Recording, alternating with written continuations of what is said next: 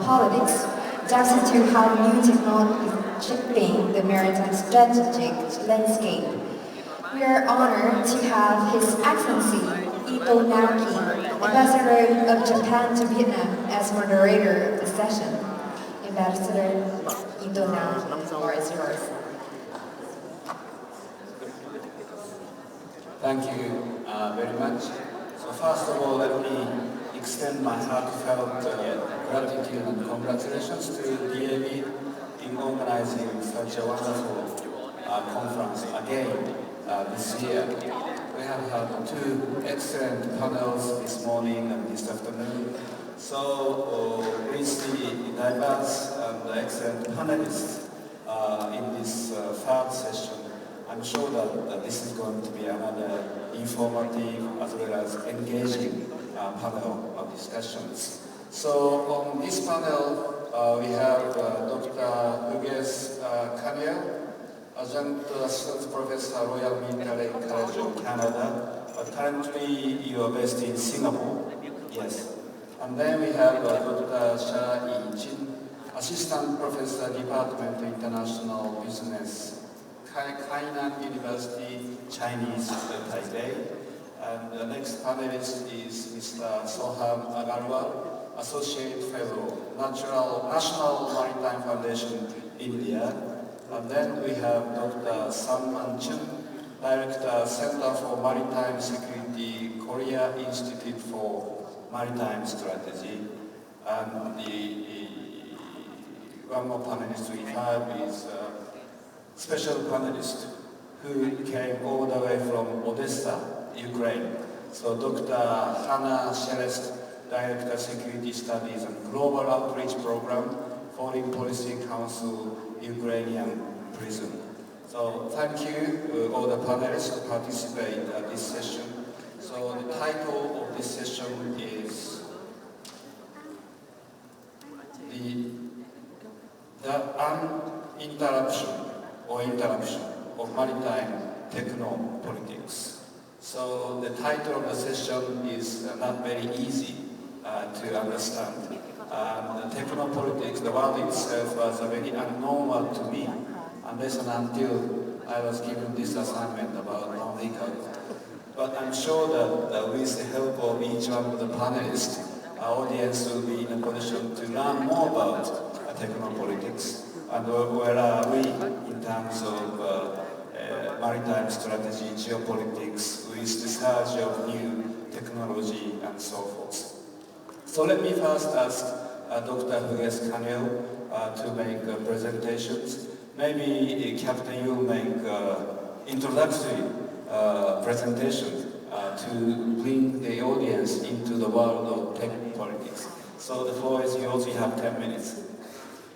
Thank you, Your Excellency, and thank you to the organizers who invited me to join this August panel and this great conference. I recognize your strategy of having the least smart person on the panel speaking first.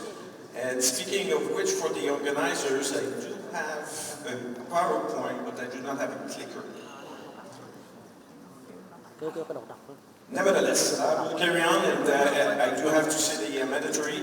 I am here speaking in a personal capacity. My personal views should not be confused with the positions of the Canadian government or the Department of National Defense on any of the discussion this afternoon.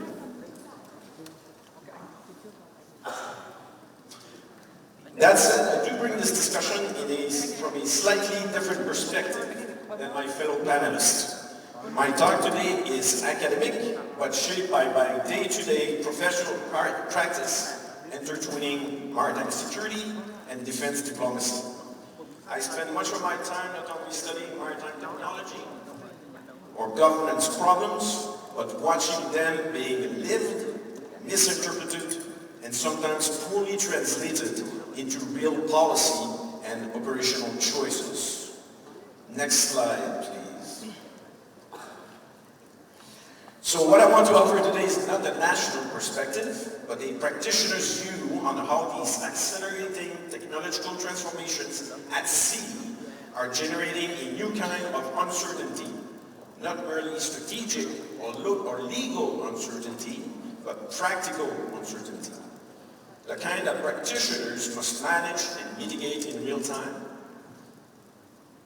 It is this uncertainty that emerges when speed of interpretation exceeds the speed of verification, when human judgment struggles to keep pace with machine capability, and when norms have not yet caught up with reality. We often assume that new maritime technologies make the environment more coherent. More sensors promise more data, more autonomy promises greater reach, and more artificial intelligence promises deeper insight. In practice, however, we are seeing almost the opposite effect. It is not technology that destabilizes, it is the speed at which humans misinterpret what technology is showing them. Consider an untruth system crossing a maritime boundary. Is it a probe? Is it a malfunction? Or a deliberate message? When multiple future AI-assisted sensors fuse their outputs, will we be converging on truth or simply amplifying bias? When states introduce some future dual-use capabilities in contested waters, will it signal restraint, deterrence, or coercion? This is where the uninterruption of maritime technopolitics becomes most acute. The pace of interpretation will outstrip the pace at which verification or confirmation can occur. This outcome is not hypothetical. It is being observed today during the conduct of NATO deterrence operations in European waters, in the conduct of surveillance operations in the Canadian Arctic, and in the conduct of South China Sea patrols, combining naval forces from littoral states and those of powers from beyond the region. In all theaters, the speed of technological diffusion increasingly challenges the human and institutional capacity to interpret accurately. Speaking of which, yes. These interpretive challenges can be presented as three interrelated forms of uncertainty. First, there's epistemic uncertainty, not knowing what is true. Sensors fail, data is incomplete, and verification mechanisms are limited. Over the Arctic, for example, satellite feeds may be inconsistent due to distortions from ionospheric scintillations, creating multiple plausible interpretations of satellite data simultaneously. Then there's attribution uncertainty, not knowing who is responsible. A transiting autonomous system might belong to a state actor, a university research program, or a commercial enterprise. Differentiating between these sources is often impossible without additional intelligence. And then there's intentional uncertainty, not knowing why an action occurs. Even when identity is clear, motivations often are not. Is a vessel's new operating pattern testing your rules of engagement, probing your surveillance networks, or merely conducting a routine patrol? Academics theorize these uncertainties at the systemic level. Practitioners experience them as an operational risk. Many escalations at sea will not necessarily begin with a deliberate decision. They may result from misinterpretation. The scarcest resource in maritime governments today is not data, it is shared interpretation.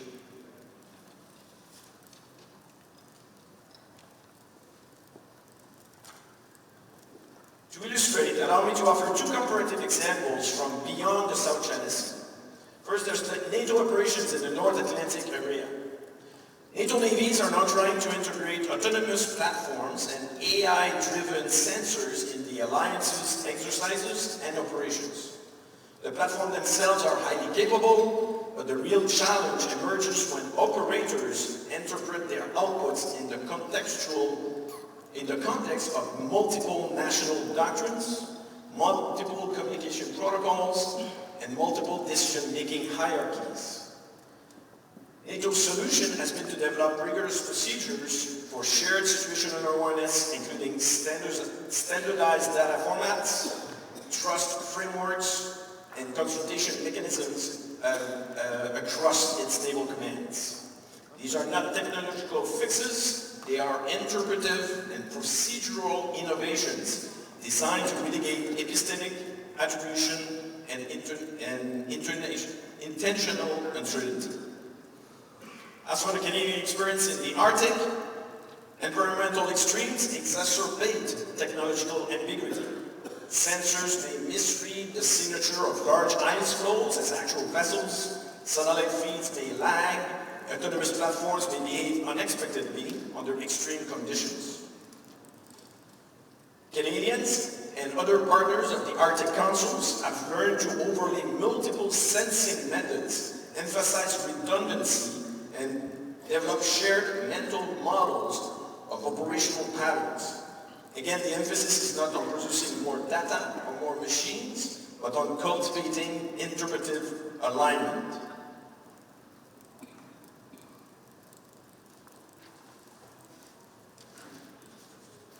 These comparative examples demonstrate that technological sophistication alone does not reduce uncertainty. It is the human institutional interpretation, the habit, protocols, and shared mental models of operators that ultimately stabilizes maritime environments. If governments focuses exclusively on physical capabilities or platform proliferations, it will fail. I submit that the real task is governments of interpretation. In the future, this could involve some of the examples listed on the slide here, ranging from baseline standards for AI-enabled maritime sensing, structured transparency mechanisms, confidence-building measures for autonomous systems, in addition to those for crewed vessels, and some non-escalatory pathways for clarifying anomalies before actors involved respond through force.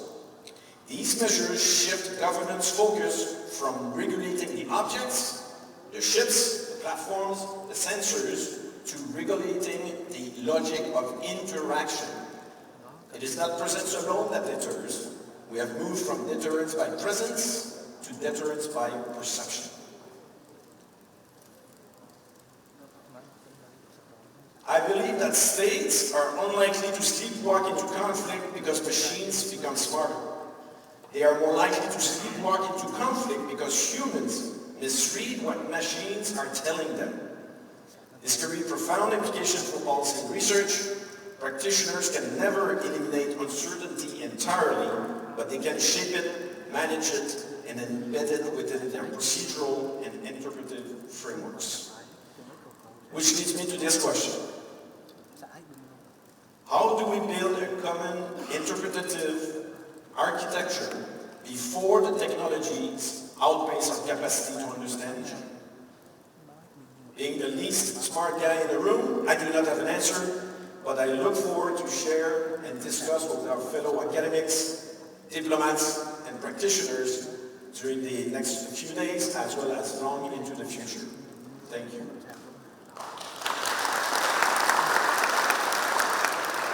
Thank you, Captain Kanyao, for your very good analysis, and I'm sure that the analysis on these uncertainties, as well as the importance of this interpretive aspect, will be a very important basis to advance our discussions throughout this panel, and hopefully you will give us some hint of the answer, what sort of architecture might be possible in the future later on. So next we have Dr. Chin, so floor is yours.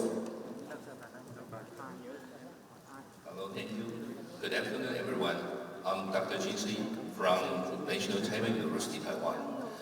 It's a great honor to join this important conference and in trailhead and the organizer for this opportunity. Today, I will show how artificial intelligence and the unmanned maritime system and the changing the South China Sea.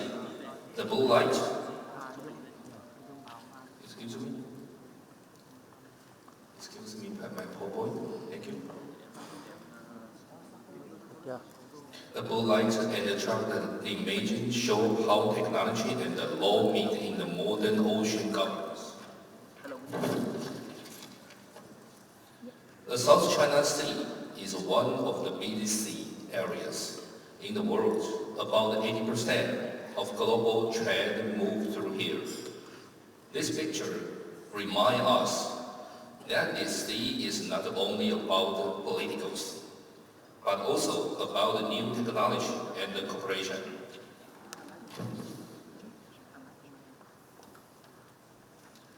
About 80% of world trade pass here. Nearly $5 trillion each year. Resource across 3.5 million km.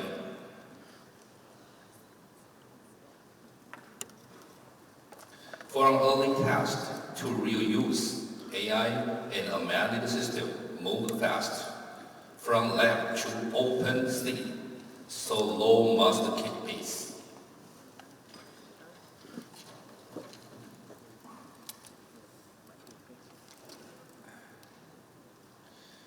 AI is changing how we watch the sea, collect data, and respond to risk. It also helps rebuild the trust between countries. Beyond power, we still need laws to keep the game safe and fair for everyone. Their photo, me in spatial operations training in Taiwan, right? And unmanned ship built by Taiwan's private industry.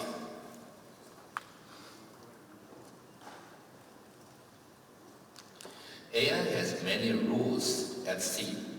It helps the sea observation, watching ocean routes, and collecting data. It can use big data and smart models to study waves, currents, and weather. AI also supports rescue, pollution checks, and port safety together. Their tools make our ocean work faster, safer, and smarter.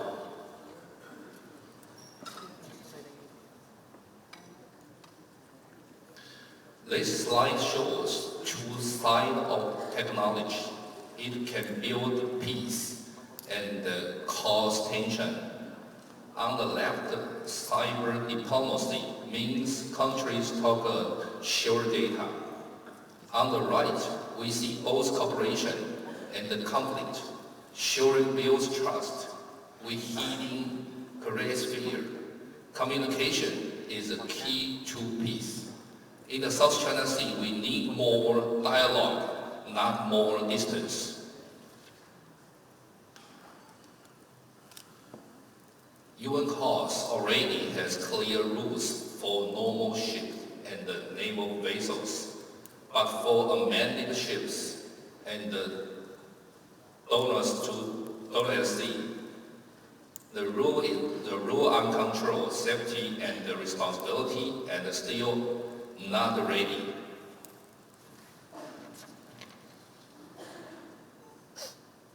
We must make the rule clear.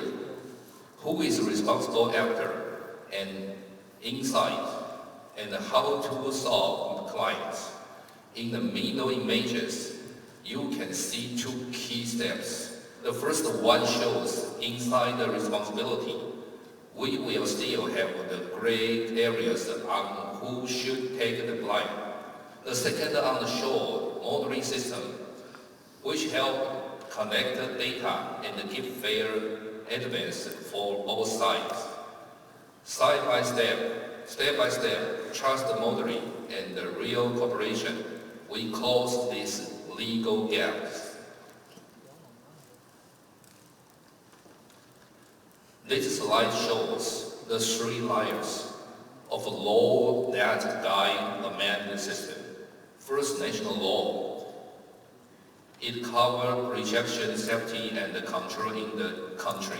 Second, international law, based in the UNCLOS, especially Article 56, 58, 94, 242, and 301. This deal with rights, safety at sea, and peaceful use. Third, technical standards, such as the IMO interim guidelines, which give real rules for ship and drums. When these three layers work together, we get clear governments and the new ocean era.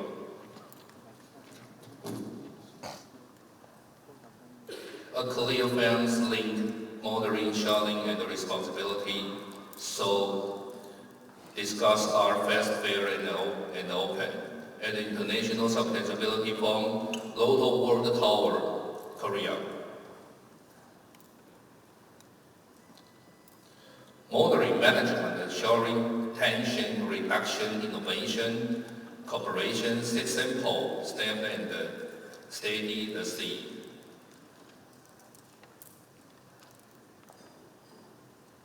Joint work and open data reduce, build sport and misreading, and to faster weigh the all risk.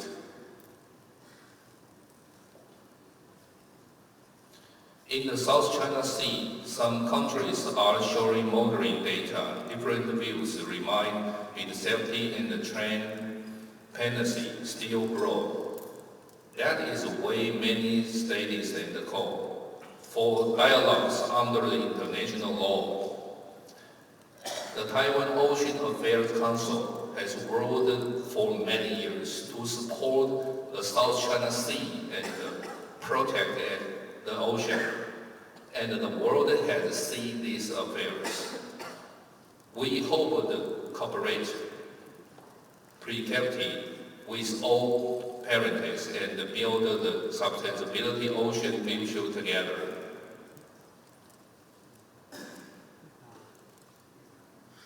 We join science, AI, and the law into the system, clear rules and sure data support, climate healing the new case, like the Lady Justice, and he hold the sword, to the other hold the law.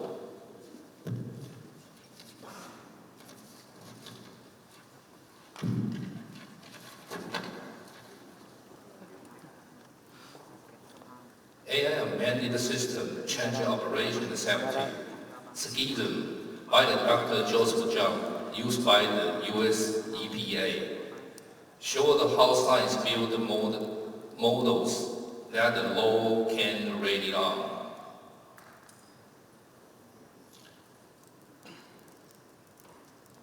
This roadmap shows our path from technology trust each state builds the next one. In the 2026, in the 2027, in the 2028, in the 2029. This more than plan is the successful path toward and a stable and a peaceful ocean. Over the years, with my humble understanding of international law, I have been working to connect it with climate diplomacy and climate finance. This experience taught me one key lesson: real progress needs both law and technology. That way education is so important. Lawyers should understand technology, and engineers should learn law. Only through cross field training can be built better roads and a safer ocean. Here shows is teaching at the National Sanyashan University in Taiwan.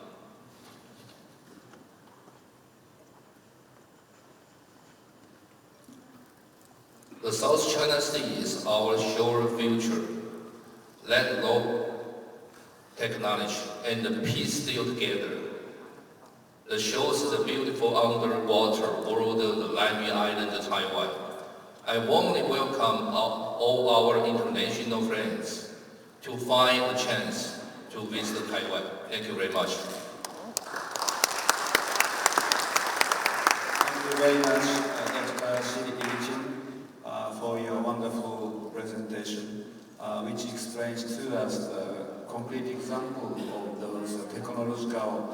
announcement which affected the activities on the maritime activities also showed us some of the potential issues such as legal gap or conflict versus cooperation and potential regional cooperation, as well as some of the, say, I think asymmetries of technological development between those related countries.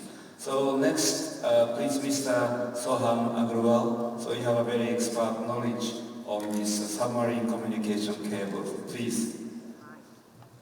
Thank you, Your Excellency. In the same breath, I would like to thank Dr. Hunson and Diplomatic Academy of Vietnam for this invitation and warm hospitality. So, ladies and gentlemen, I aim to contextualize the panel theme and this discussion to the context of submarine communication cables, and I aim to highlight how submarine communication cables have become the subject and the means for maritime technopolitics, not only in this region but globally. And by the end of it, I want to demonstrate that how great power competition, including between the US and China, has not spared this domain either. And the main idea is how there are four main producers of cable technology which manufacture submarine cable and can operate the system as well, which are Subcom in the US, Alcatel in France, NEC in Japan, and very recently HM Tech in China. So the basic competition lies in HM Tech trying to capture a greater market share in producing and operating these cable systems, and the Americans trying to deny them the opportunity. Now, why does the US want to do that? They want to do this because they believe that the cybersecurity threat to cables is the highest threat perception that they face. While a lot of conversation about cables has focused on the protection against physical disruption of these cable systems, the Americans believe that cybersecurity threats, especially through the introduction of Trojan backdoors in manufacturing of these systems, results in the easiest manifestation of this threat profile. And it is for this specific reason that they believe that HM Tech should not be allowed to manufacture these cables globally, because the cable system is globally interconnected. The manifestation of this threat in one part of the world can easily be manifested in the other part as well. So my presentation shows what are the three ways in which this entire technopolitics manifests. First is the legal and diplomatic leveraging to promote the utilization of national capacities for the manufacturing of submarine communication cables. The other two are the means through which it's done. Strategic investments in regional cable connectivity projects, especially in the Pacific Island states, and also the development of new sensing technology in particular, but also the utilization of the cables itself for underwater sensing, which demonstrates how cable protection has provided the impetus the political impetus for states to invest in these technologies, which often have dual-use applications.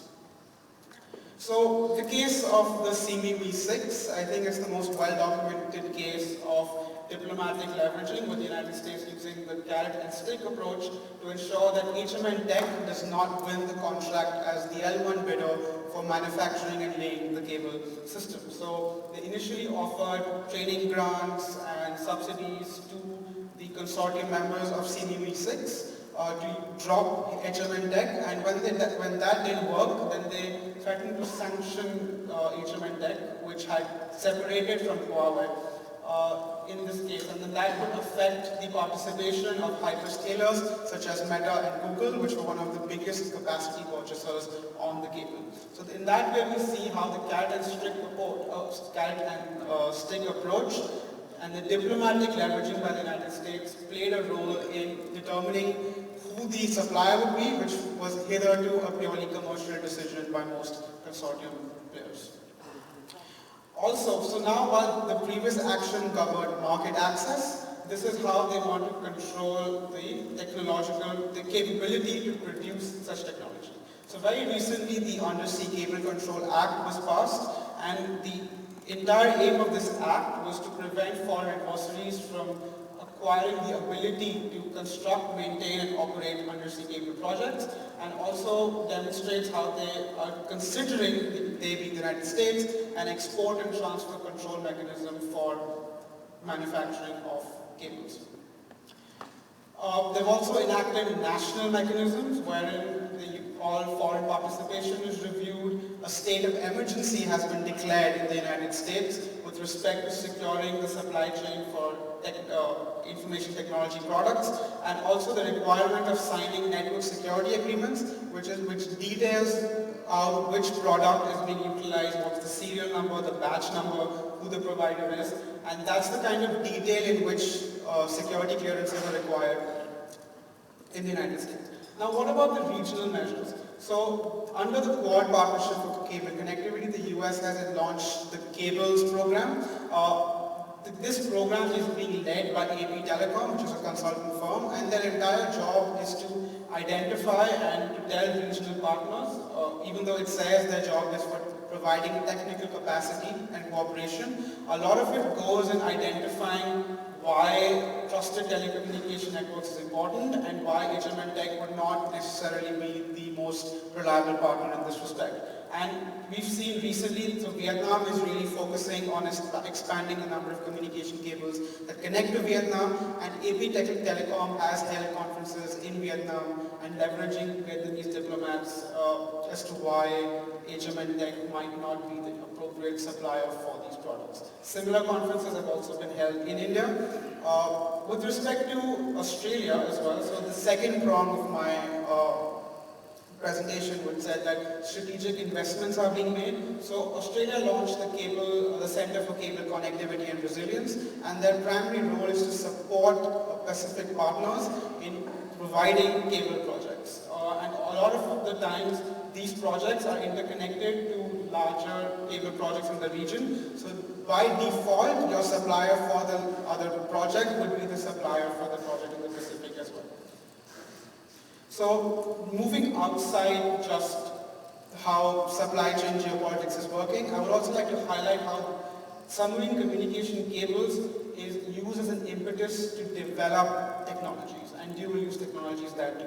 So France is one of the only nations to have a public strategy on seabed warfare. Submarine communication cables is a central aspect of that technology, and much of it focuses on developing French capability to go up to 6,000 meters and effectively monitor and take action at 6,000 meters of depth. And they've also tried to operationalize this aspect by integrating private sector AUVs into their CONOPS, or at least develop a CONOPS that integrates private sector assets and will have specific technology that allows it to monitor, allows it to communicate with the mother vessel, communicate to shore, and also take action with deployments if required. So we see that because of submarine communication cable protection, what's happened in the Baltic, the threat profile and threat perception has raised to such a level that diplomatic and political will can be created to develop such technologies as well. We've seen this sort of deployment in the Baltic Sea as well through Operation Baltic Sentry, through which NATO member states aim to coordinate the deployment of undersea assets in the Baltic Sea. So just the final leg, I'm running out of time, as to why and how cables themselves can also be utilized for sensing, and which can have dual-use applications as well. So investment in distributed acoustic sensing technology, which was led by the private sector but has also gained a lot of interest within military circles and with departments within the military that are responsible for technological innovation and development, that allows not only for cable protection, but also research is being done on vessel identification. So can we use distributed acoustic sensing to identify what the speed of the vessel is? Through its acoustic signature, can we classify it? Can we say what its bearing is and where it's coming from? All of this is also being expanded into using sea-to-shore communications. So currently, if you want to communicate from underwater to the shore, you would either require a surface buoy or you would require your particular asset to surface and provide a satellite interconnectivity from sea to shore. But submarine communication cables, through submarine communication cables, they have been testing and researching whether we can transfer information from sea to shore as well. And this has applications for AUV operations, because now it's possible for the AUV for uplink communication from the AUV to shore via the communication cable, and downlink response from shore to sea as well. So this can increase your operational deployment time and can significantly alter your seabed warfare operations. And with that, I would like to thank you for your attention.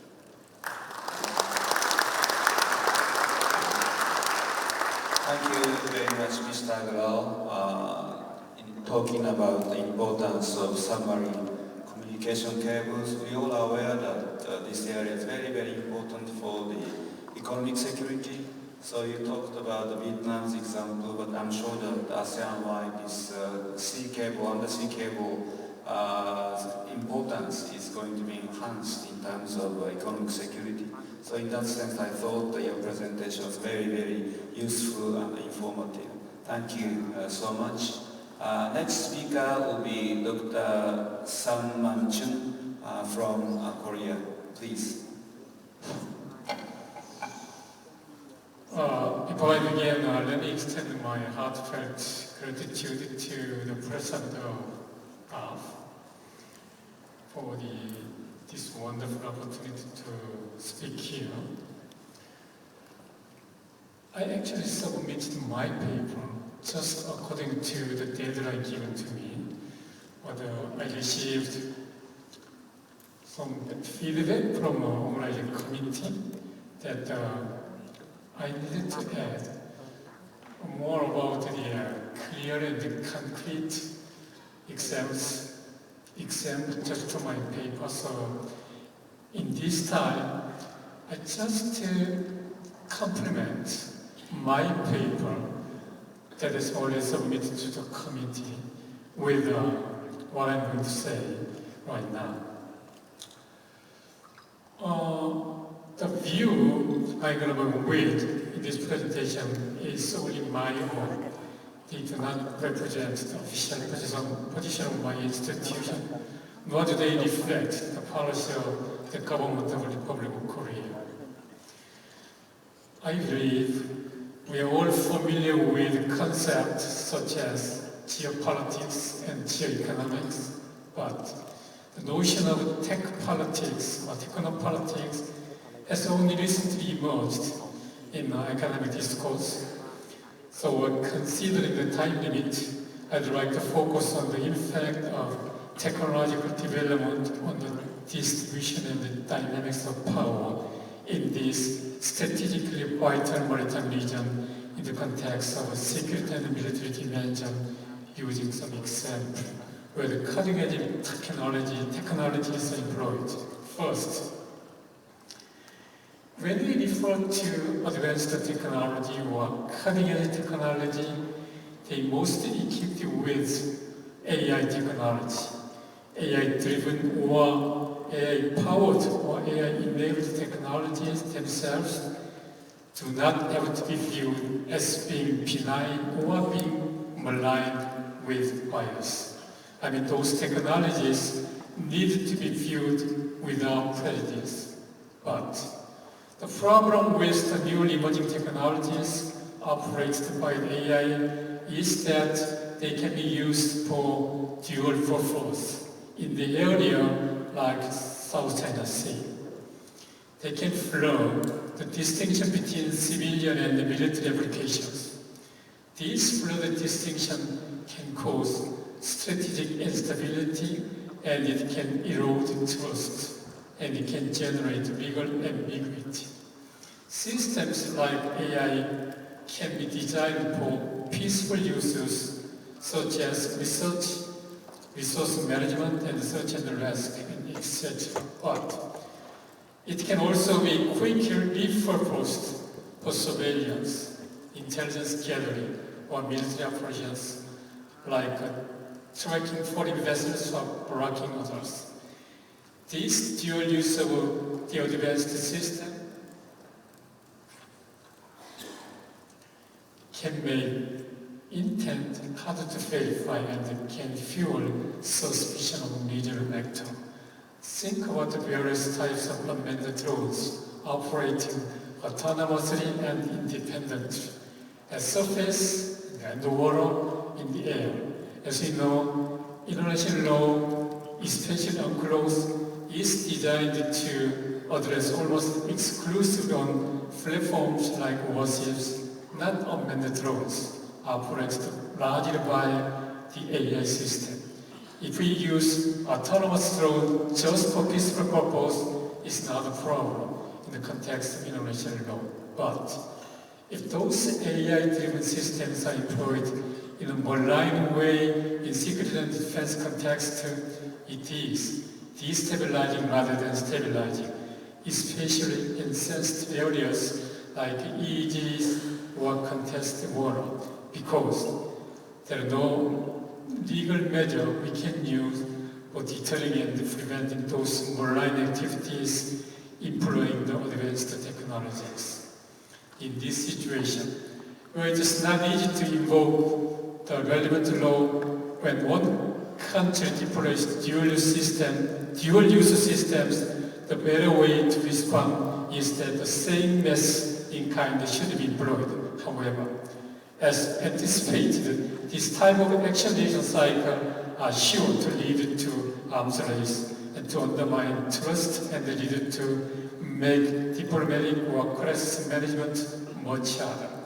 These are reasons why maritime cooperation, dialogue, or joint initiatives become less feasible.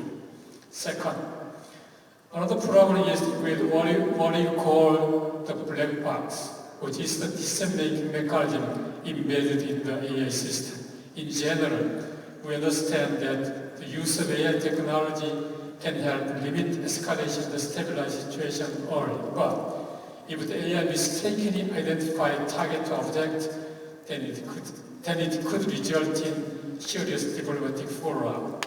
Let me give you some example of how the mistake made by the AI can be serious in real situation.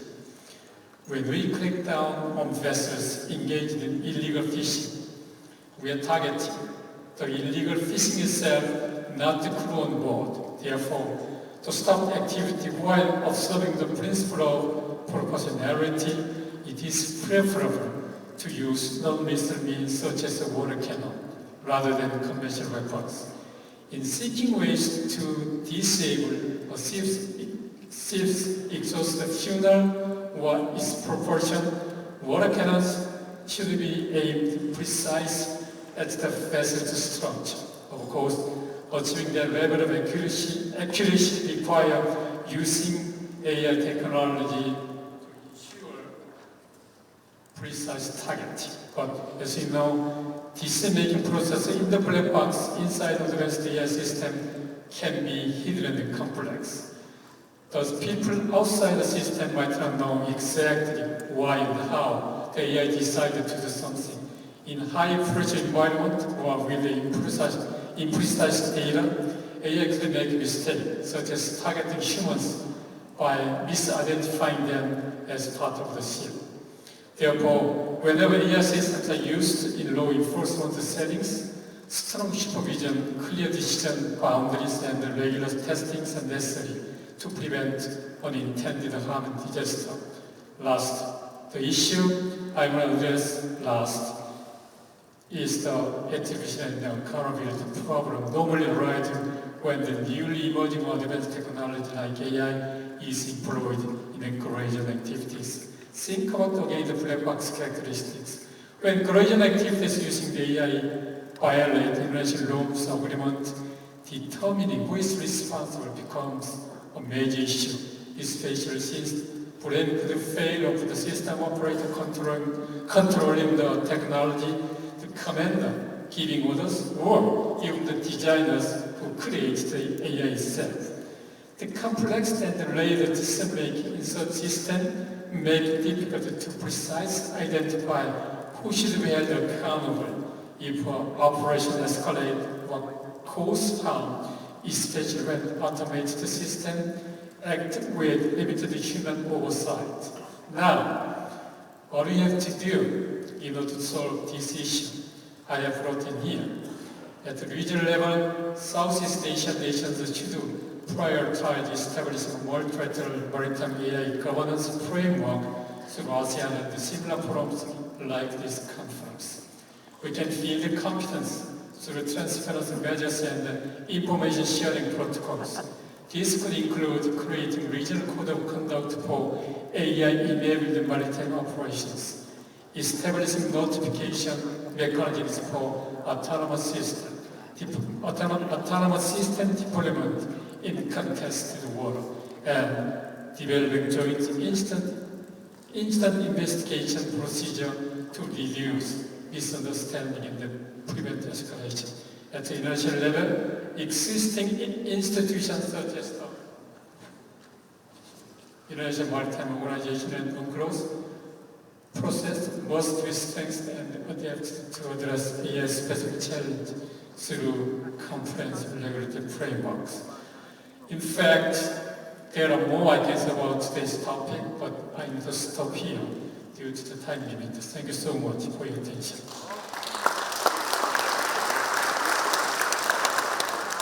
Thank you very much, Dr. Salman Chen, for your presentation focusing on IT technology. And your presentation showed some of the commonalities of issues which the previous speakers highlighted, including this legal gap of current international laws such as UNCLOS. Also, the issue of dual purposes having upon strategic instability, as well as this issue of attribution and accountability. So I think issue-wise, the speakers are talking about the same agenda which we need to address in light of the implications which those emerging technology have. Thank you. And our last speaker is Dr. Hannah Celeste. The topic of her presentation is lessons from the Black Sea to the South China Sea. So she will be sharing with us the Ukrainian experience for a symmetric solution to guarantee the enemy denial capability during this recent ongoing war against Russia. So please. Thank you, Ambassador. First of all, let me express the gratitude that Ukraine for the first time is present at this respectful conference. And my pleasure is double because I just remind myself about the very long maritime contacts between Ukraine and Vietnam, because I learned the name Da Nang when my father was coming here in the 1980s on the ship of the Black Sea Shipping Company. So that's definitely clear demonstrating that our contacts are much longer than even Ukrainian current stage of independence. And I hope that it will develop. Considering, because I have a really problem being the last one. One thing is the good thing, you already heard a lot, so I can skip it in my presentation and fit into the time that I have. But on the other time, I need really to entertain you with something that you haven't heard yet. And that is, here we're in the situation that, considering that Ukraine is the maritime state, that is one of the few who is with the current war, including in the maritime domain. And we speak a lot about the land domain, but not that much about the maritime domain of the Russian-Ukrainian war. We have certain lessons to learn. And I could speak for hours about what we had at the previous sessions about the gray zones of hybrid warfare, about the lawfare, manipulation of UN clause and others. You can breathe out, I'm not going to speak about this, but we will concentrate only on three things that are really important beyond the Black Sea. Because we already see a lot of the lessons, not only the best practices that the good guys are learning, but the bad practices that the other side is learning. And analyzing the scenarios, for example, for the maritime exercises in the Middle East, in some Latin American places, and extremely here in Southeast Asia, I see exactly the scenarios of what already happened in the Black Sea in 2018 and 2021, and definitely the lessons that we learn from the practical activities here. So the three things that I would like to concentrate my time. It is the jamming spoofing problem. It is the protection of the or misuse of the critical infrastructure, because we will speak both positive and negative here, and definitely the maritime drones, something to entertain us in the very end.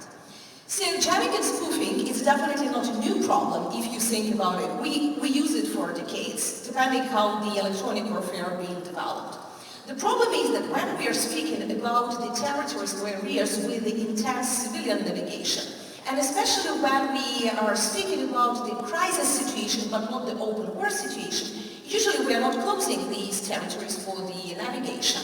And here is the question, that when you speak about jamming and spoofing problem in the land and air warfare, what we have? You either have this problem at the front line, so you assume that you don't have so many civilian activities around, so you don't care being a military, or you have it for the limited period of time in the cities. For example, when it is the air defense, in Kiev it's impossible to catch a taxi because Uber will show that you are in Lima. But you understand that it is 1 hour of the Shahad attack, you can survive it. Now we are turning to the sea, what to do, considering that here you need your GPS system, you need all these additional technical, and unfortunately not so many young sailors really know how to act only with the stars, and that is the problem that a lot of captains are speaking about. We use to all these technologies that we have at the civilian ships.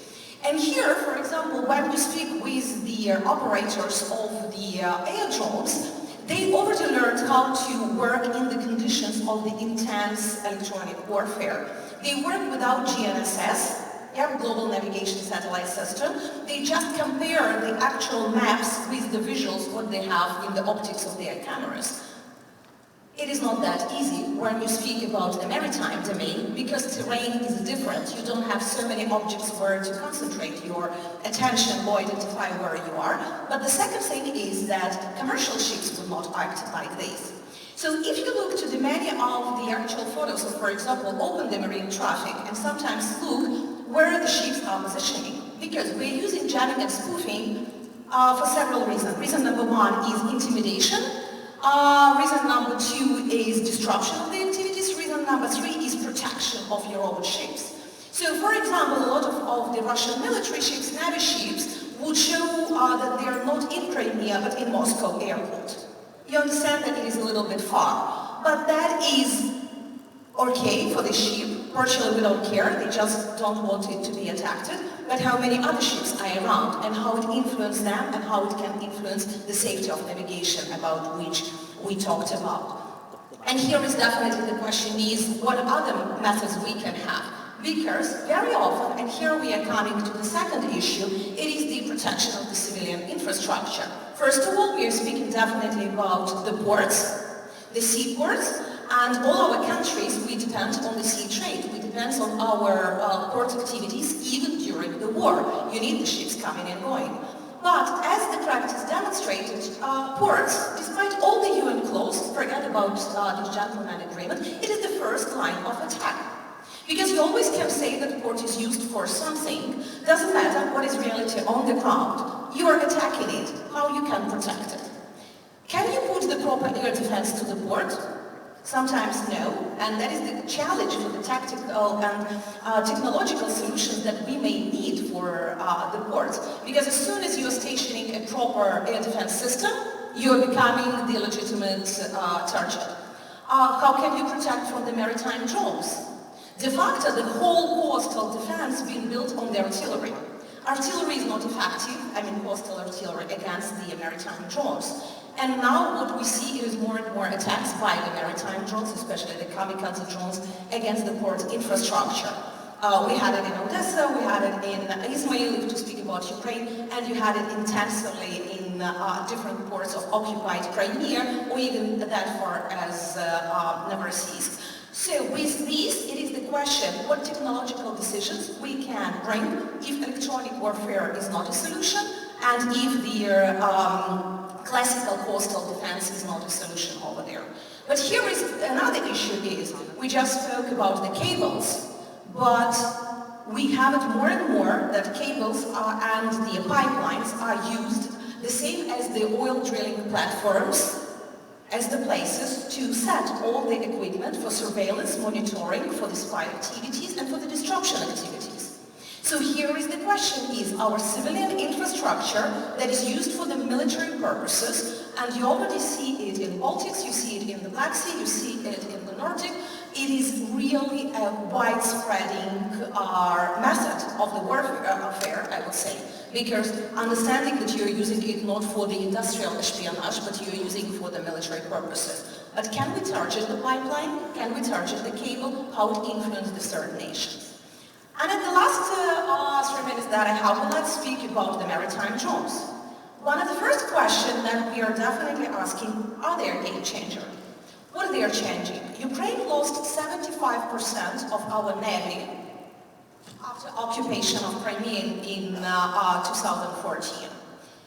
All of us are dreaming about big ships, let's be honest. To be a captain on the big ship is something that as soon as you wear the uniform, you're dreaming about. But it's expensive and sometimes absolutely usefulness. I remember when we were drafting the first ever Ukrainian Navy strategy in 2018. And one of the first questions that we asked, okay, we don't have resources, we don't have money.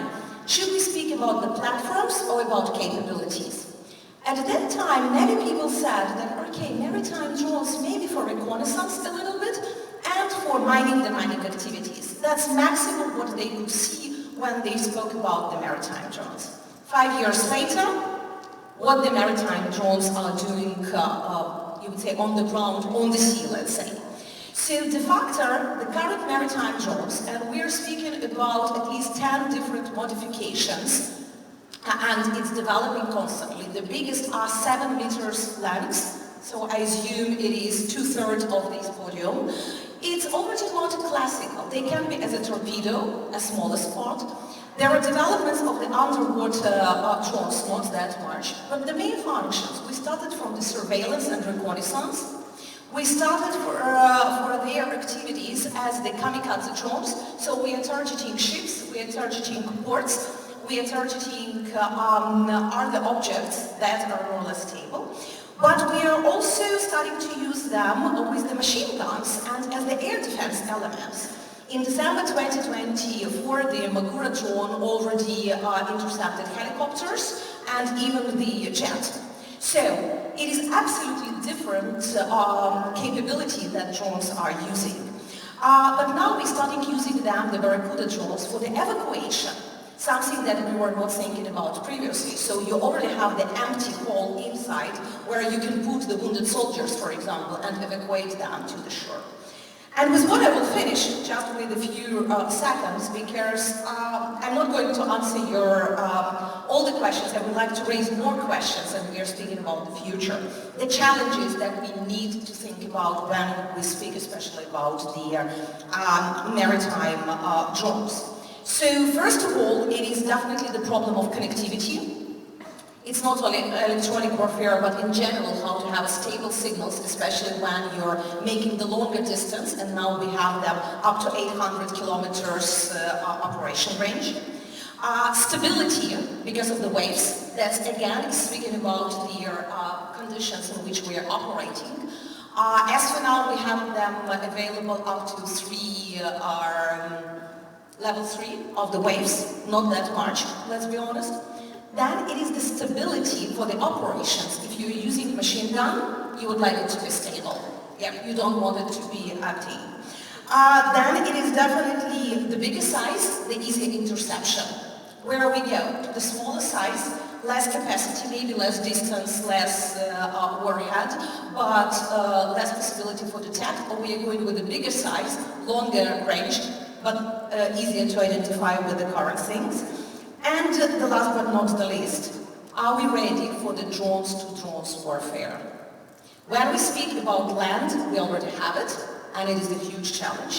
Are we ready for the maritime drones against maritime drones warfare when you speak about their certain territories? Let's say, not so big Black Sea, and even the biggest Southeast China Sea, but still considering how many islands and everything you have, it is the small operational areas for these, and what impact it can have both for the Navy activities and for the civilian navigation activities.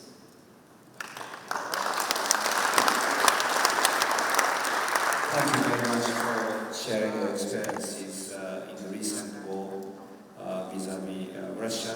So we'll move on to this question and answer time. So I will open the floor. So if anybody has a question or comment, I think there are 2 or 3 hands. Maybe the lady in white first. Thank you. My name is Mai from the young leader from Diplomatic Academy. I have a question for Dr.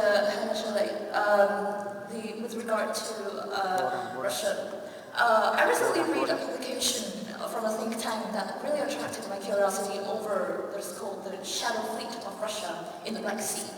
That poses not only environmental concern, but also false data and security concerns. So, in your experience as an expert in the Black Sea, and I believe that this is a suitable question to ask you, what experience in technology that has been used with regard to this matter? And are there any implications in technology to give to South Sea? Because there are a large number of ships passing by this South Sea every year around the world. Thank you. Thank you. So, yeah, the man behind the last row, yes.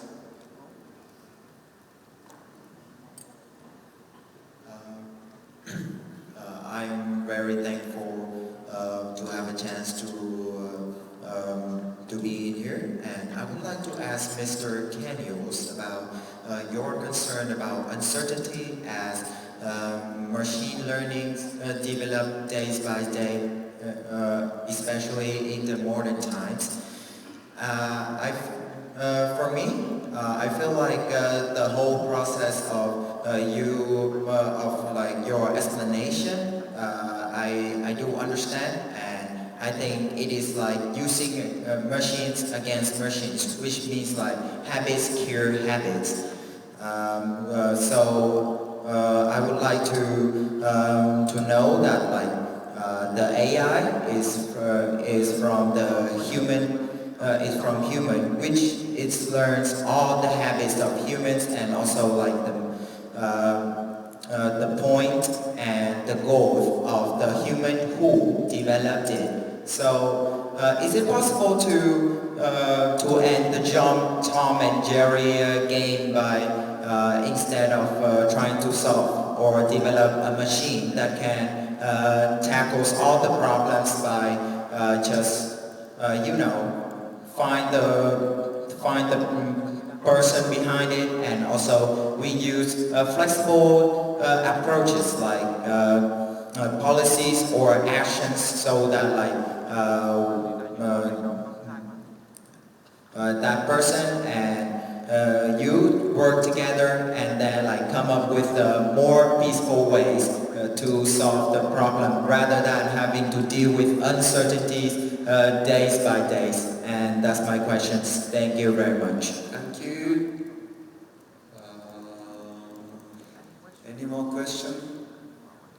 Only the young students or young leaders asking questions. So yes, please. Thank you very much. I'd like to have a question to Dr. Celeste. The aspiration to develop technologically is for every country. In your experience, what's the quickest way to develop one country's technological base while at the same time guarding its sovereignty, technological sovereignty? So what do you think is the best strategy for countries to achieve that objectives? Thank you. There are 2 questions through the online. The first question is addressed to Dr. Chin. Question is, in what ways can artificial intelligence and unmanned technologies contribute to improving safety in the South China Sea? And the second question through online is, what is a key legal issue currently facing the operation of unmanned vessels maybe this question can be addressed to someone. Yes, if that's okay. If there is no other questions, so maybe first I'll ask Captain to answer the question. Thank you for excellent and challenging question, actually.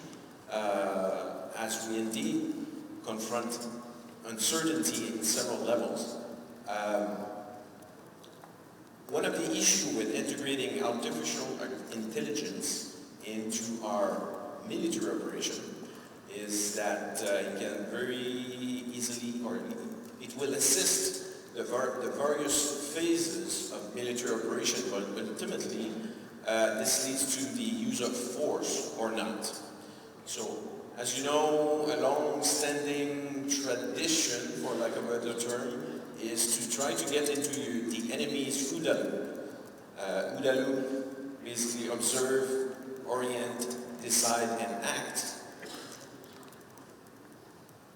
So gaining technological advances through improved sensors, improved equipment, and eventually the use of artificial intelligence to gather all of this information, analyze all of this information, and allow somebody to make a decision on this information that has become intelligence is the challenge of where to put that line. So obviously we will be most military navies, and now in a region like the South China Sea, Coast Guards facing each other will be trying to leverage these new technologies as much as possible. But the question is, between the various countries involved, between the various organizations facing each other, I'm concerned that they will put that red line at a different place from their various perspectives. The red line of who and how much do you allow the machine to make a decision or to drive the engagement or the confrontation forward. So I believe you're very right in raising the matter of flexible approaches. But the problem we are facing now are even alliances, countries or navies within the same alliances, when it comes to dealing with artificial intelligence, are moving at different speeds. So by the end of the Cold War, in the early post-Cold War eras, we had alliances like NATO and other organizations who had eventually reached a level where they had systems in place that were allowing allies or allowing ships from different nations to operate as part of a single task group that were able to coordinate the gathering of information, the analysis of information, and even the coordination of engagements between them. However, at this stage, given the lack of governance, those elements are developing at different speeds within an alliance. So now if we're taking this to the next stage, such once again in the South China Sea, where we're looking at partner navies working together, not allied navies, partner navies that are struggling to develop the level of interoperability and the level of common procedures required to coordinate their actions during the kind of interactions that are happening is my primary concern in terms of developing that governance and the urgent need, I believe, for a way ahead to be found in that domain. Thank you. Thank you, Captain Kanel. Can I ask Dr. Chin to reply? Okay, thank you. Thank you for this question. AI and the unmanned system improve safety in three ways. First, they help us watch the sea more clearly with real-time data and early warning. Second, they reduce human risk by doing dangerous missions, like storm modeling or search and rescue. They build transparency. When data is shared, trust and cooperation can grow. So technology becomes not a threat, but a tool for peace. The main legal challenge is not the current maritime law was writing for many ships. We still lack clear rules for control safety and responsibility. We know crawl in the boat. Your cause give us the base, but we need updates and shorter standards, especially for cross-border use. In short, law catching up and the technology and the cooperation will make that process faster and safer. Thank you. Thank you, Dr. Jin. Salman, could you also give an answer to this legal gap issue? When we refer to security, it is about trust or confidence. If we do not have any trust in our opponent, we begin to feel insecure.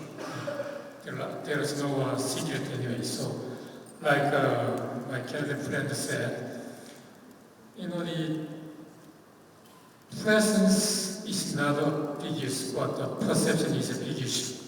It's in deterrence. So, in context of AI,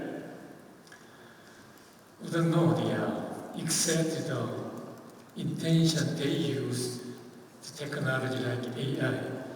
But it's not easy to ask them about the intention to use AI.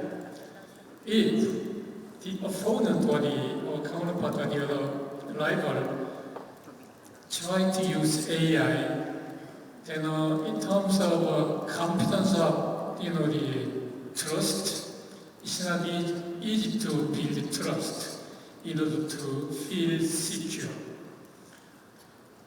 Think about their technology in nature. In military side, if we use something like AI, it may be good for our security, or even our economic purpose, or the other purpose. That's why I said it's a dual purpose, dual use. So, in the area of traditional military forces, military means, then we have tried to build some confidence and trust through the exchange of officers as observer or the prior notification. There are a lot of things to make sure our exercise, our capability is not offensive. So that's the best way to make the other side feel secure. That's what it works. But in greater area like using the AI, it's not easy to build the confidence or the trust. That's why we need to have some governance or some regulation or laws to make them transparent rather than opaque. Thank you, Salman. Hannah, sorry to keep waiting. The two questions are addressed to you. Thank you. Thank you. The first question was connected with the environmental impact. I hope that I understood it correctly, because from there the sound is a little bit echoing. I would say that currently, at least what we see in the Black Sea region, the biggest environmental impact is from the regular warfare rather than from the use of the new technologies.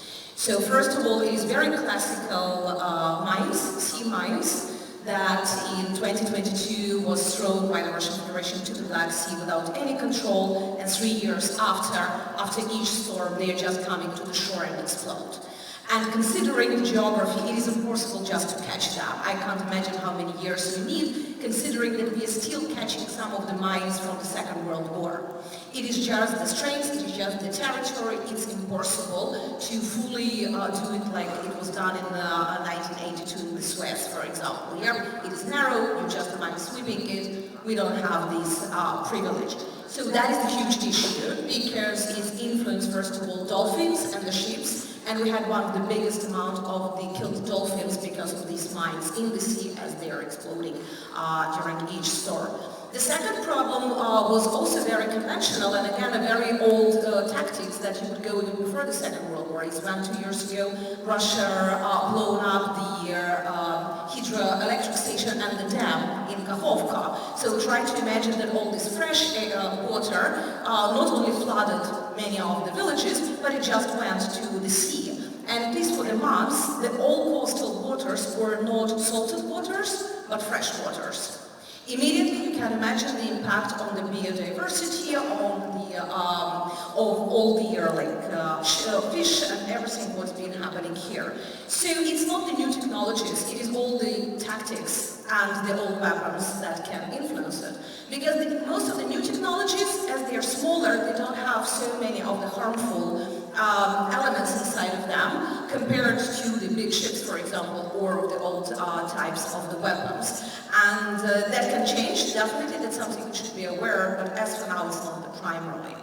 The technological sovereignty, it is a really good question, but here I think that we need to think about several issues.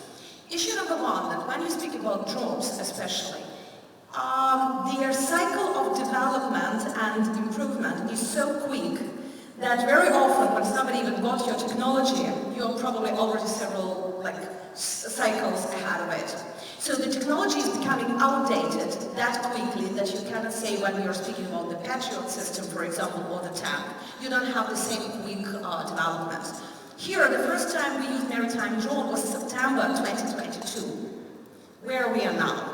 It is absolutely, if you look to the characteristics, it's like sun and soil. So that's why I think that here we are thinking more about competition rather than preserving of the secrets, because the secrets can be very outdated the next months.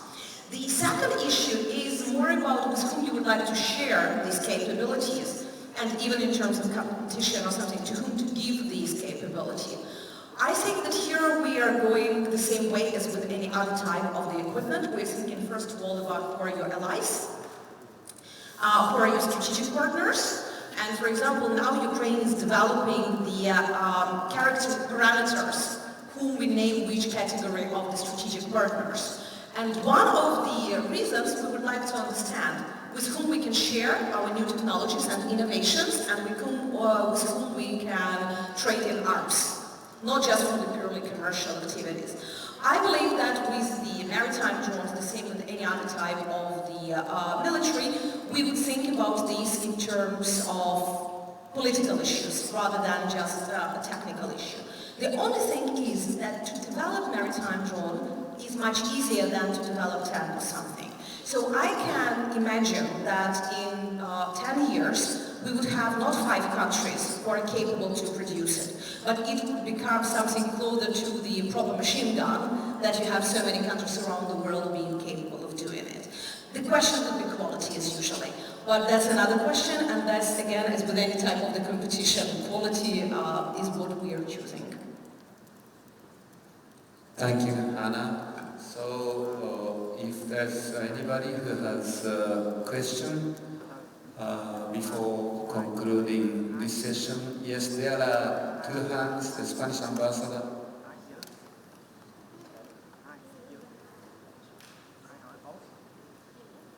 Thanks to the panel for an eye-opening discussion.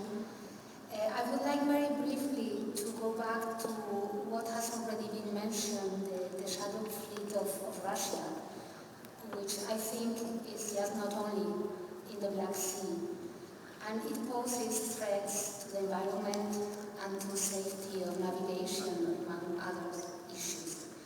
It has been mentioned also during the discussion, the different interventions in the panel, that UNCLOS, the law of the sea, has some loopholes. It's not covering all the different situations that we are facing nowadays. So I wonder if this shadow fleet could be one of these loopholes. If we don't have in UNCLOS the elements to cope not have, which would be the perspectives to deal with this? Thank you. So, yes, please.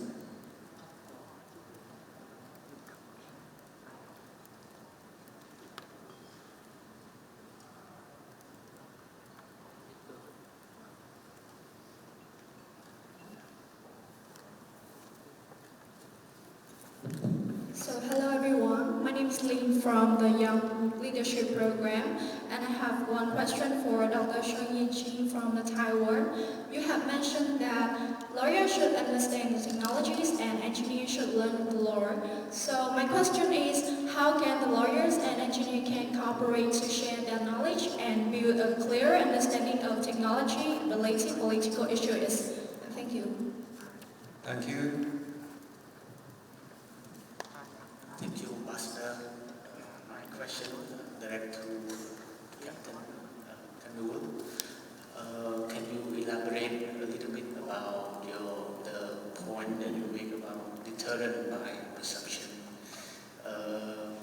In your view, will it go along, deterrent by present and deterrent by perception? Will they go along in security terms based on your different experience? The second one is more related to technology and world order. From the past, from the first industrial revolution until now, which country that link the core technology, very influential in core technology, tend to play a very important role in shaping world order.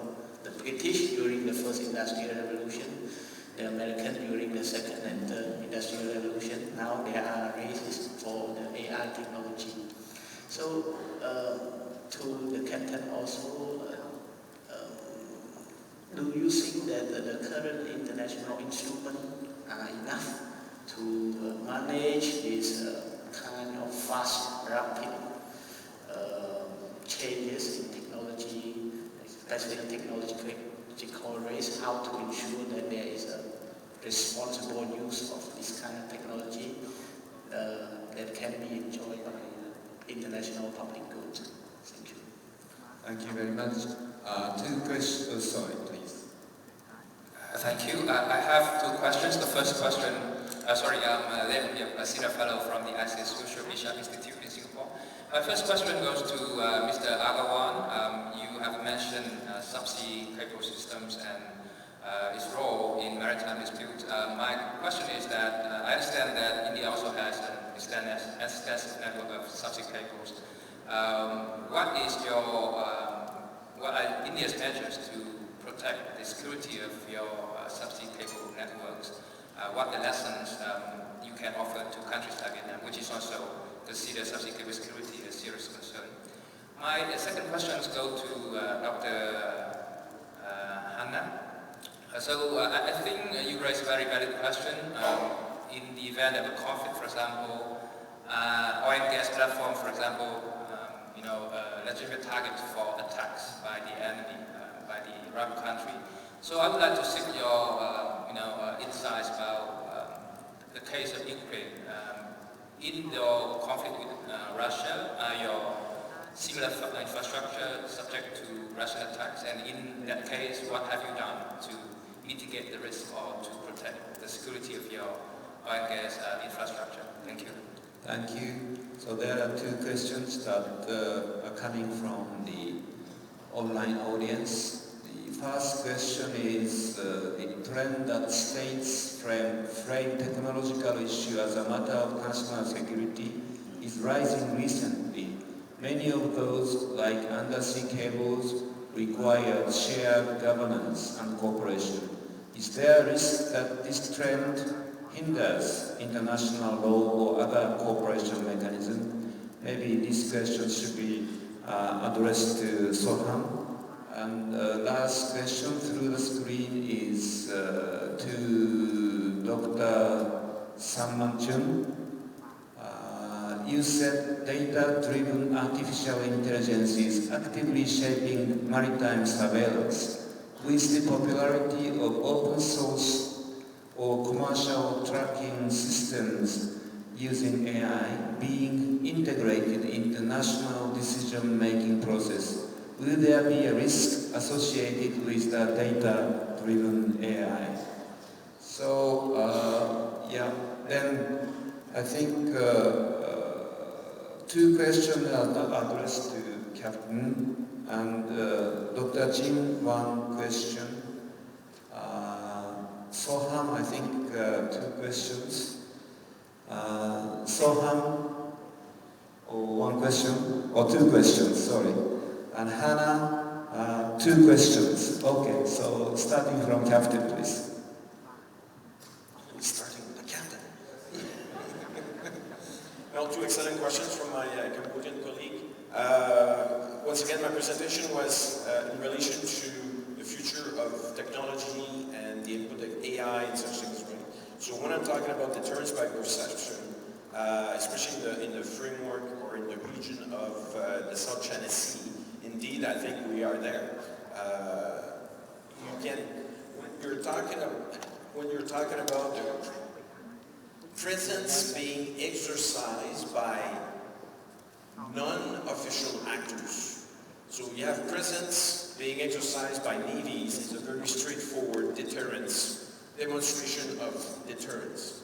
Presence being exercised by national coast guards is also a very evident attempt, at least, of exercising some form of deterrence.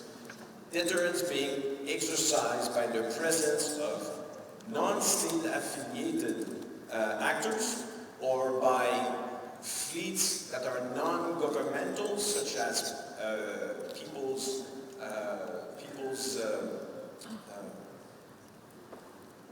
militias and such things, make an important contribution to confusing the tactical picture in the region, as well as complicating the interpretation of perception.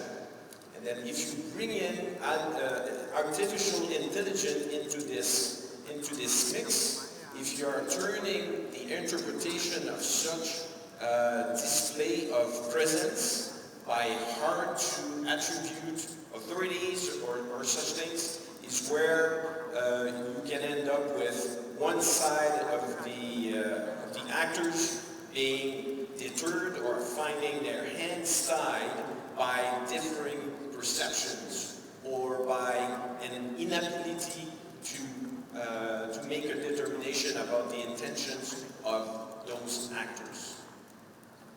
Which leads me to the current legal framework. Is it enough in such things? I do not believe so.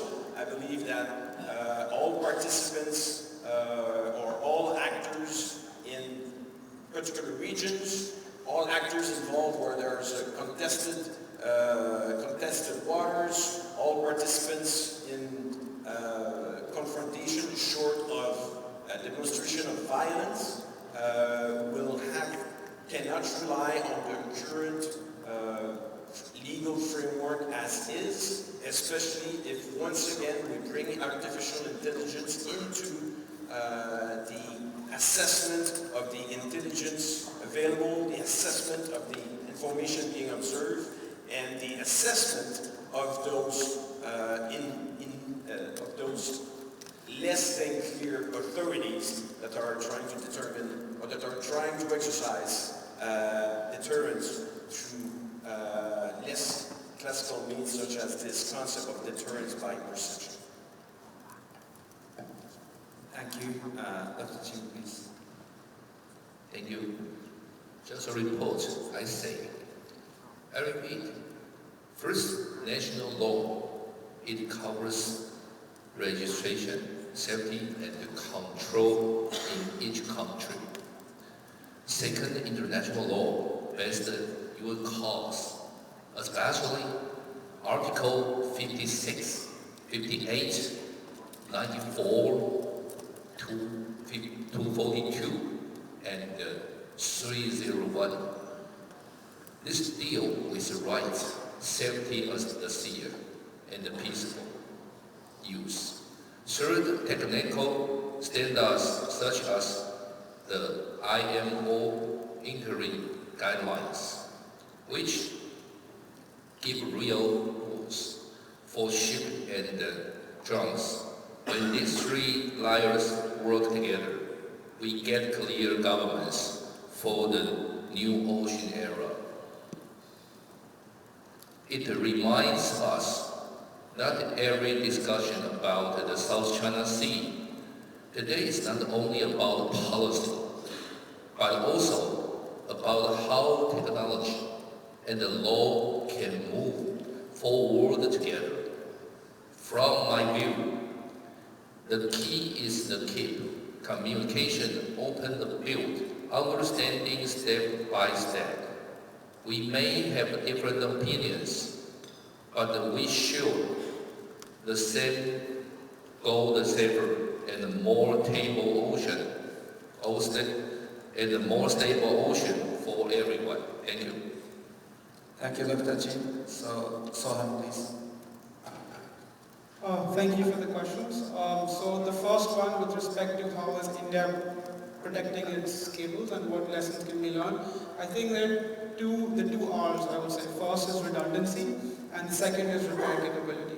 So India is blessed with having 17 operational cables landing mainland India, and we have 4 to 5 more slated to enter into force within the next couple of years. So we have significant redundancy within the built-in system. So very recently 4 cables were damaged in the Red Sea of Aden, and even though 25% of India's capacity of network traffic between India and Europe was affected, because of significant redundancy we were able to reroute in no time, and that's why the everyday user was not able to distinguish between the loss of traffic. The problem then comes, how do we, so for the Indian state, the problem would be to defend against multiple cable cuts at one time. So that would be 6 to 7 cable cuts or even more before it actually becomes a national security concern. And that's where then cooperation with partners becomes important. So the Quad Partnership for Cable Connectivity, the IPMDA, Maritime Situational Awareness Programs, where we can share information quickly so that we can then deploy assets in particular regions quickly.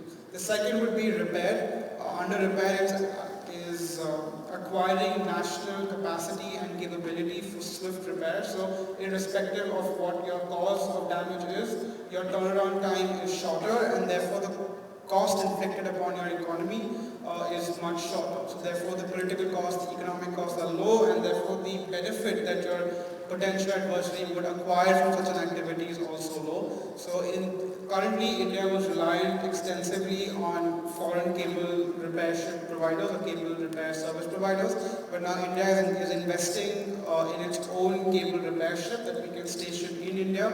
So that would ease permitting requirements and would also make it easier to carry out prompt repair. So a lot of regulatory simplification is also underway from the Department of Telecommunications and the Telecommunication Regulatory Authority of India, so that you get more investment and easier to invest. So that's predominantly the approach. With respect to the second question, technological cooperation, I think it really depends on what are the issues you want to cooperate on and who you're cooperating with. So if you're trying to cooperate on technology, which is especially deep sea technologies, these are dual use in nature and often are extremely sensitive, and therefore it will really depend on who your partner country is, on what the extent and nature of your cooperation is. So for example, when we see with NATO allies, they are cooperating on using Operation Baltic Sentry, developing these technologies together. Maybe it's easier within the Five Eyes network as well. But it will be challenging to create that kind of trust depending upon the nature of your partnership, cooperating on deep sea bed or deep sea technologies. However, that does not preclude cooperation on other aspects of undersea cable protection. Right? So one would obviously be the standards and the layers that each country can adopt with respect to inducting cable technologies. The second, I think ASEAN is a really good example of cooperation in this mechanism, because the ASEAN Cable Ship, ASEAN ACPL, the ASEAN Cable Ship Private Limited. It's a cable repair service provider in the region, and it's made up, it composes of public telecommunication companies of ASEAN member states that have pooled in resources, that have pooled in capabilities to launch this joint venture, and now have 3 repair vessels servicing the Southeast Asia Indian Ocean Cable Maintenance Agreement. So we see how cooperation has allowed countries to build capacity, to build capability, and then provide a critical infrastructural, plug in a critical infrastructural gap. Also, the ASEAN is cooperating on common rules for permitting repair. So that means if it's an ASEAN recognized ship, then you do not need to go through the lengthy permitting requirements to conduct repair. That way your repair capabilities are also boosted. And then the final area of cooperation I could recommend is having common understanding of legal positions vis-a-vis cable repair. So currently the international legal system has loopholes when it comes to intentional damage of submarine communication cables, because the responsibility in the high seas is currently with the flag state. But if we are dealing with a scenario where the flag state in itself could potentially be the perpetrator, the victim state no longer has any recourse in this matter. So at this point you need creative interpretations of international law. I think creating a new mechanism, I think everyone else in this room is more well-versed in international negotiations and how long and how long they can be. So creative interpretations of the present mechanism, including UNCLOS, is important, but it has to be a shared interpretation. It cannot be just one state interpreting the law in a certain way to the detriment of others. So that's why legal diplomacy comes into place, where shared interpretations can then help each member state tackle these issues better. Thank you.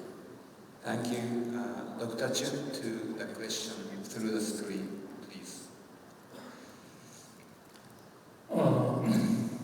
If AI system embedded in drones or the autonomous vehicles, if the AI system depends on fragmented data set, then what about the accountability and attribution? In this case, what of the government or state? In this case, government or state can maintain what you call process deniability, but the data set, the AI system can use is integrated to make a big data on a government or state level. Then the government or state cannot evade the responsibility for something wrong using the AI system. So one of the best way to make the user of the AI be responsible is that, like they suggested, that they need to integrate the data set for AI use on the government level. Thank you. Thank you very much. So, Hannah, 2 questions plus 1 more question through the screen. What are the key lessons from Ukrainians' experience in maritime electronic warfare that littoral states in the South China Sea can learn and apply? Please. If we would start answering the last question, I'm afraid you would be not only without dinner, but also without breakfast. And that's not what the person from Odessa can allow to such a distinguished guest. But let's briefly respond to the more narrow questions and the comments. First of all, thank you for raising the question about the shadow fleet. And here I think that most of the decisions are in the political domain. Because it is the sanctions, first of all, and that is the possibility to bypass the sanctions, and it's not only the seller, but also the buyer and the country of flag that allows this. So I believe that here we have less of the technology. The only thing where we can introduce and to speak about the technological issues, what most of the shadow fleet ships are doing, even that they have automatic identification communication system, ICE, but it's not that automatic. It's what the captain is putting there, or data. And most of them are reporting not the actual ports of either departure or arrival, or in general where they are, or they're just switching them off. For example, if you go to the Greek territorial waters, where it was the period when they've been stationing, they were just switching them off for 24 hours, doing their illegal activities, then moving further. So our question would be, can we set the IEs in such a way that it would be not only manual inclusion of the information and the trust to the goodwill of the sailors or the captain or the responsible officer to put the real information? Can we use other technological mechanisms or make it legal in such a way, or really automatic system with the GPS positioning and everything? So it would be much more difficult to bypass it, and we would have like a double checking of what is happening. So I think that all other stuff, it is political. It's more from that domain of the international law that is definitely just depends on how we implement it.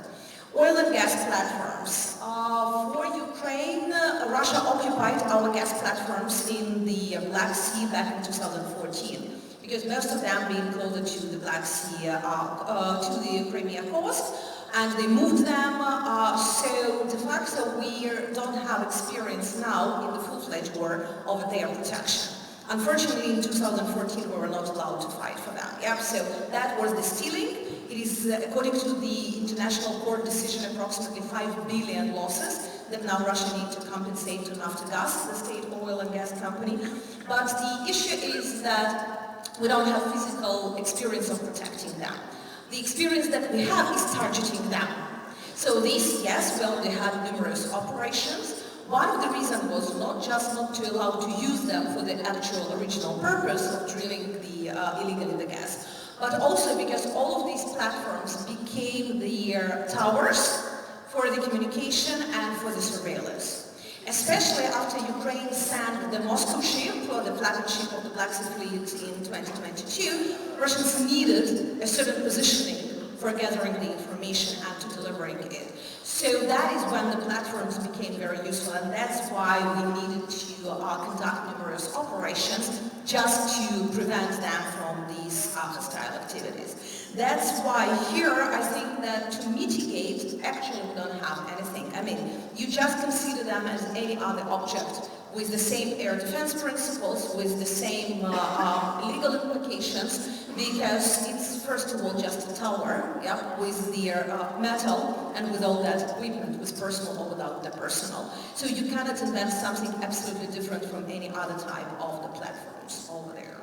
And to finish with the question about the lessons learned, I think that one of the biggest lessons that we need to learn that very often the activities in the maritime domain are starting earlier than the land. And that's what we are forgetting. We used to think about the classical land warfare and the air warfare, and we are forgetting that even that hybrid warfare, usually when you speak about information or cyberspace, but we are forgetting that hybrid warfare is perfectly manifestating in the maritime domain. One of the small examples. Who ever heard the term war of exercises? Interesting. Try to imagine you're doing the exercises.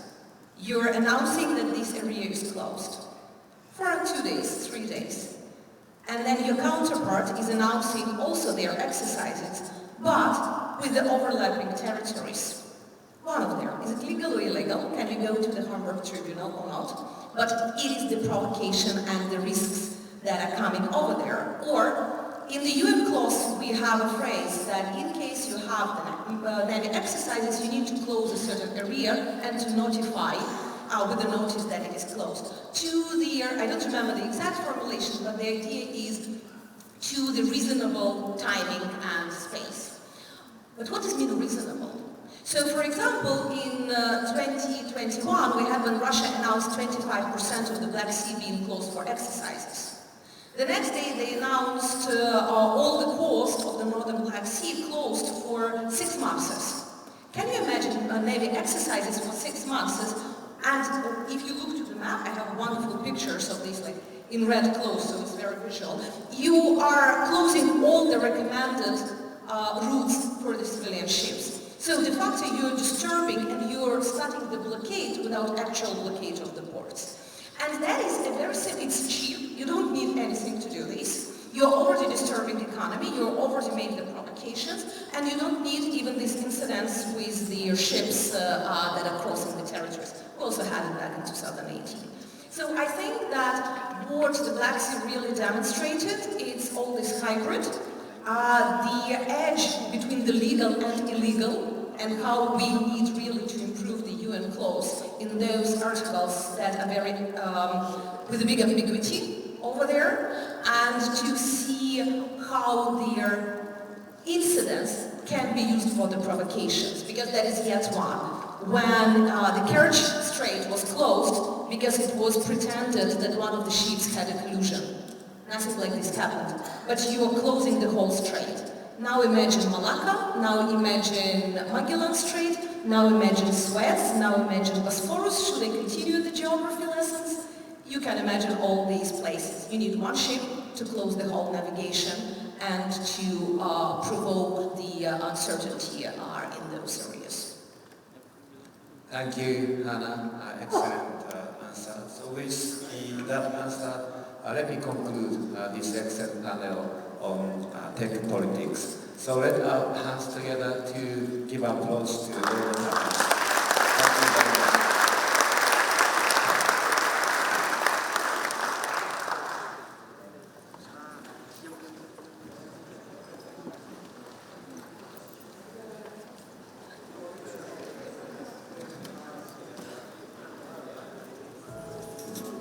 Distinguished guests, ladies and gentlemen, that concludes day one of the South China Sea International Conference 2025. On behalf of the organizer, we sincerely thank all the moderators, speakers, and participants for your valuable contributions today.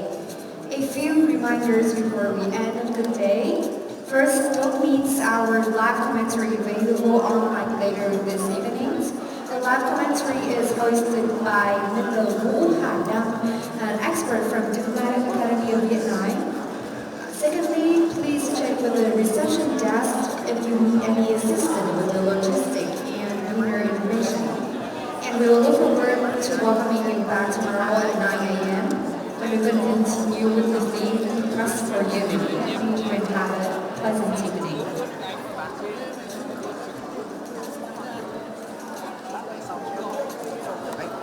Mai chúng ta biết và trong mình trong cái câu nó có mặt ở Đà Nẵng cho nó phải cái